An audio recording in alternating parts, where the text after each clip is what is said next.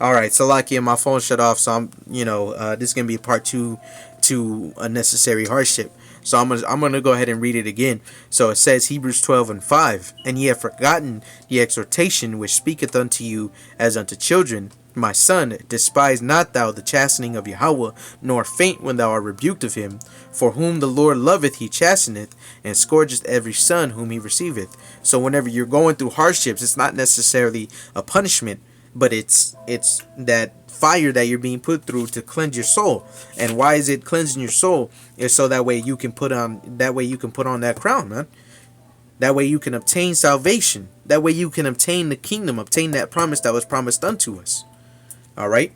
So it says, verse 7, if ye endure chastening, Yahweh dealeth with you as with sons. For what son is he whom the Father chasteneth not? That's right. So when you're not chastised, you're not being tried for the betterment of your souls. And just look at the niggas out here today, man.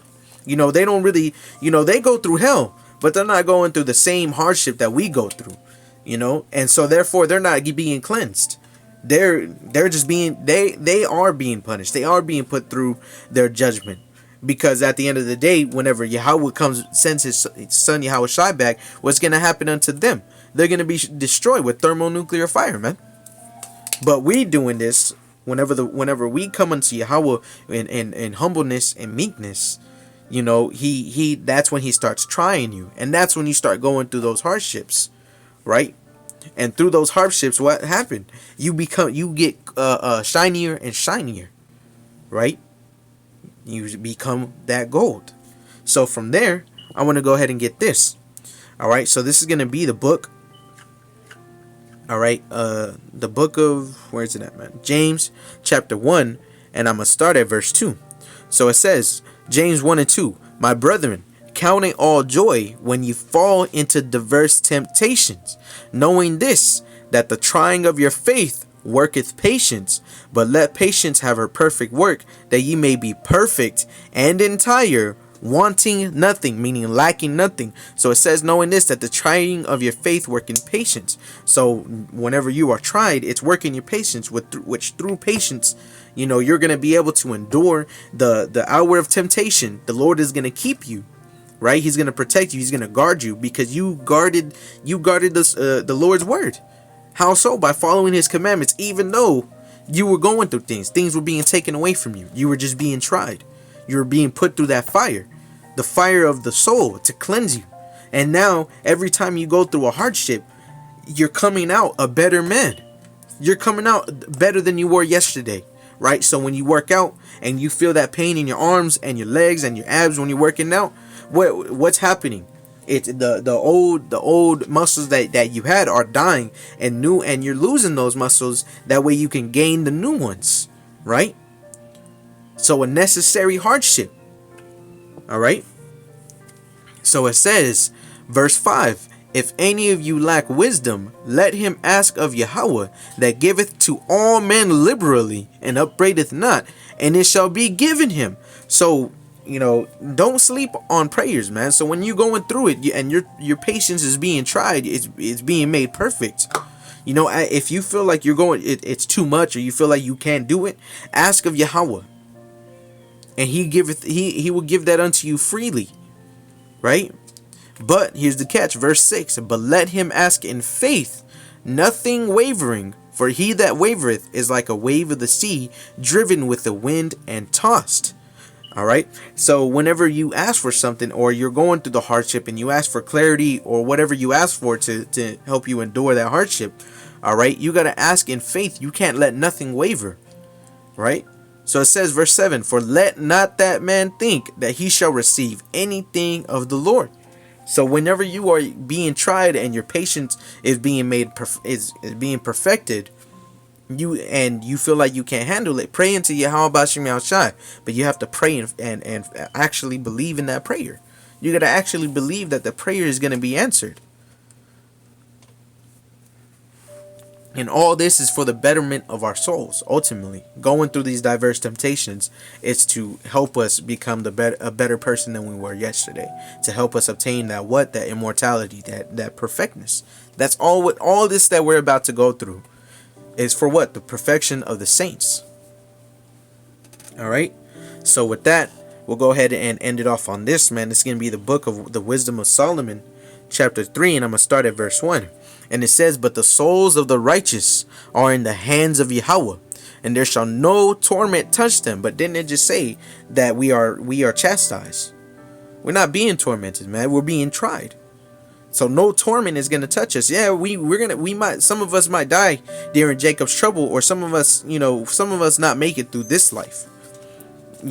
But no torment is gonna touch us. And what does that mean? Meaning that we're not gonna be, punished as we're not gonna be like, how do I put it? We're not gonna be judged during that time, because we already went through the hardship. Because this is now once the Jacob's trouble is passed and those thermonuclear missiles come, and there's 1,000 years of hardcore slavery, and we are in that rulership, right? That's when their judgment is there. That's whenever they're going to be judged. But we're going through that right now. All right. So it says, verse 2, "In the sight of the unwise, they seem to die, and in their departure is taken for misery." So whenever we go through hardship and we're losing things, or we even die, even during even the times to come, when we die, they're gonna count it as, oh well, they just they believed in something that wasn't there, and now they're just dead. Well, ultimately that's not what it is. That's in the sight of the unwise. When we are punished and where we die, they count it misery, like our life was for naught. So it says, verse 6, or Salakia, verse 3, says, "And they're going from us to be utter destruction, but they are in peace." That's right. So when we die, ultimately we count it joy, because we're now up with the Father in the heavens. All right. So it says, verse 4, "For though they be punished in the sight of men, yet is their hope full of immortality." That's right.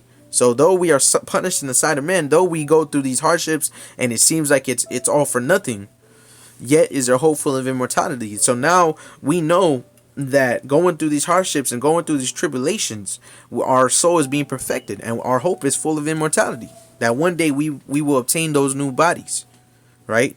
So verse 5, "And having been a little chastised, they shall be greatly rewarded, for Yahweh proved them and found them worthy for himself." So ultimately, this whole thing that we go through, no matter what it is, we are coming and being worthy of Yahweh. So right now, yeah, of course we're not worthy, man. We are in the flesh, but we're working in this flesh, going through these things for Yahweh B'Shem Al-Shah, making our body a living sacrifice. That way we may be found worthy of Yahweh. So verse 6, Wisdom of Solomon 3 and 6, "As gold in the furnace hath he tried them, and received them as a burnt offering. And in the time of their visitation they shall shine, and run to and fro like sparks among the stubble." So all this that we're going through, all the things you go through, all the things you lose, all the things that you feel like you can't gain back, we're going to get times 100 in the kingdom, and we're going to shine. We're going to glow, literally. So this is all for the betterment of our souls. This is all so that we may attain that kingdom, that we may obtain perfectness. Right?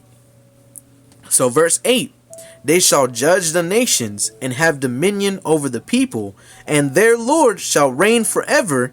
They that put their trust in him shall understand the truth, and such as be faithful in love shall abide with him. For grace and mercy is to his saints, and he hath care for his elect." Boom, right there. They that put their trust in him. Now, no one else that falls out or can't come in because they don't want to be, in a sense, punished in the sight of men. They're not gonna be able to get it. Their soul isn't gonna be made perfected. They're not gonna come out of a hardship better than they were. If they may even get worse.